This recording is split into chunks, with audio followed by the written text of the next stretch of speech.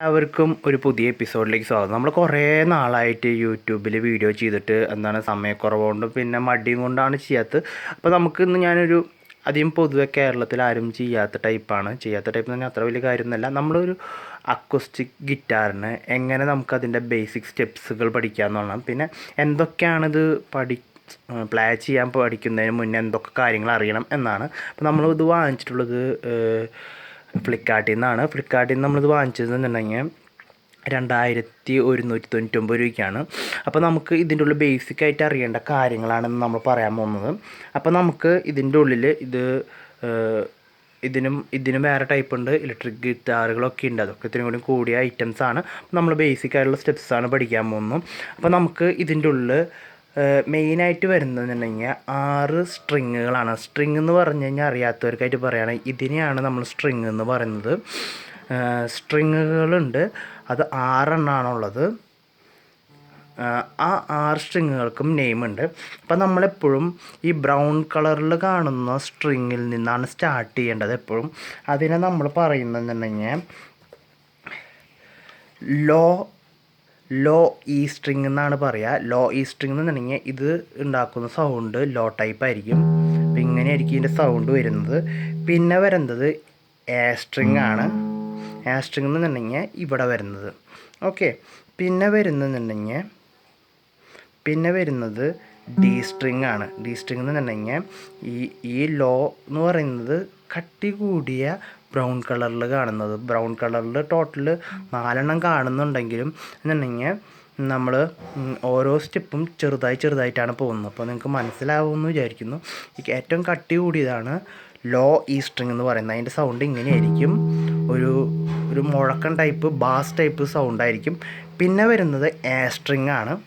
ഈ A string എന്ന് പറയുന്നത് അതിനേക്കാൾ സൗണ്ട് ഒരു ബൗസ് കുറഞ്ഞതും എന്ന് പറഞ്ഞാൽ അത്രയും കുറവല്ല. കണ്ടോ നിങ്ങൾക്ക് സൗണ്ട് മനസ്സിലാക്കാൻ സാധിക്കും.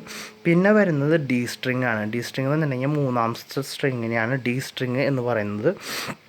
പിന്നെ പറയേണ്ടത് ഏറ്റവും നെക്സ്റ്റ് എന്ന് പറയുന്നത് ജി ആണ്. ജി സ്ട്രിങ് ആണ്.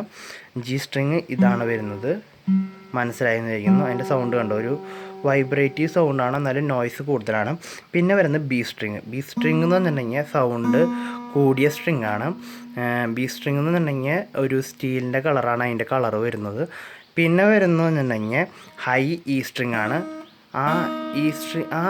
മാക്സിമം നമ്മുടെ സൗണ്ടുകളൊക്കെ ഉപയോഗിക്കുന്നതും മാക്സിമം വരുന്നതും ഹൈ ഇ സ്ട്രിങ്ങിലാണ് വരുന്നത്. അപ്പോൾ നമ്മൾ ഒന്നുകൂടി പറയുകയാണെങ്കിൽ മേലെന്ന് പറയുകയാണെങ്കിൽ ഹൈ ഇ സ്ട്രിങ്, പിന്നെ B, G, D, A, low E string.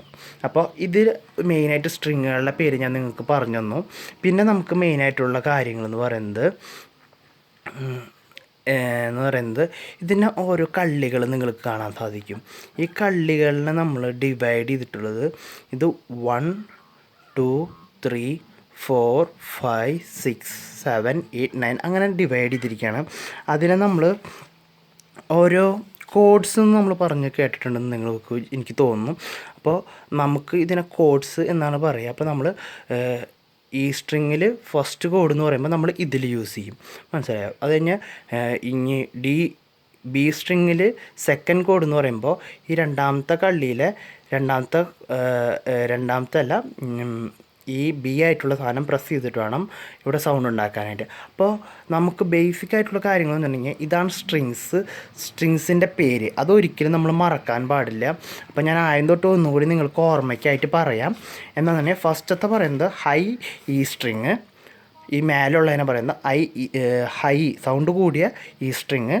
പിന്നെ പറയുന്നത് ബി, രണ്ടാമത്തെ ബി, പിന്നെ G, D, A, low E string. ഇതാണ് മെയിനായിട്ടുള്ള സാധനങ്ങൾ. അതൊരിക്കലും നമ്മൾ മറക്കാൻ പാടില്ല. പിന്നെ കോഡ്സ് എന്ന് പറയുന്നത് 1 2 3 4 5 6 7 8 അങ്ങനെ ഡിവൈഡ് ചെയ്തിരിക്കുകയാണ്. പിന്നെ നമുക്ക് മെയിനായിട്ട് വേറൊരു കാര്യം പഠിക്കാനുള്ളതെന്നുണ്ടെങ്കിൽ ഇത് ഗിറ്റാർ ചെയ്യുന്നതിന് മുന്നുള്ള കാര്യങ്ങൾ തന്നെ ട്യൂൺ ചെയ്യണം. ഇതിനെല്ലാം കറക്റ്റ് ട്യൂൺ ചെയ്യേണ്ടതാണ് ഏറ്റവും അത്യാവശ്യം. നമ്മൾ പുറത്ത് കടയിൽ പോയി ചെയ്യുകയാണെങ്കിൽ ഭയങ്കര ഒരു കാശ് വാങ്ങും. നമുക്ക് സ്വയമായിട്ട് നമ്മുടെ മൊബൈൽ ആപ്ലിക്കേഷൻ വഴി ചെയ്യാവുന്നുള്ളൂ. അപ്പോൾ അതിൻ്റെ കാര്യം ഞാൻ ഇനി പഠിപ്പിച്ചു തരും നിങ്ങൾക്ക്. അത് പിന്നെ ഇപ്പോൾ നമ്മൾ സ്റ്റാർട്ടിംഗ് ആണ്, മീൻസ് ഏറ്റവും ബേസിക് ആയിട്ടുള്ള സ്റ്റെപ്സാണ് ഒരു ബിഗിനറിന് വേണ്ട കാര്യങ്ങളാണ് പറഞ്ഞിട്ടുള്ളത്. അപ്പോൾ നിങ്ങളെല്ലാവരും മനസ്സിലാക്കിയെന്ന് വിചാരിക്കുന്നു. ഇതിന് അക്കോസ്റ്റിക് ഗിത്താർ എന്നാണ് പറയുന്നത്. അപ്പോൾ ഇതിൻ്റെ കാര്യങ്ങൾ എന്ന് പറഞ്ഞാൽ ഇതിൻ്റെ മാക്സിമം എനിക്കറിയാവുന്ന കാര്യം ഞാൻ നിങ്ങൾക്ക് ഡിഫൈൻ ചെയ്ത് തരും.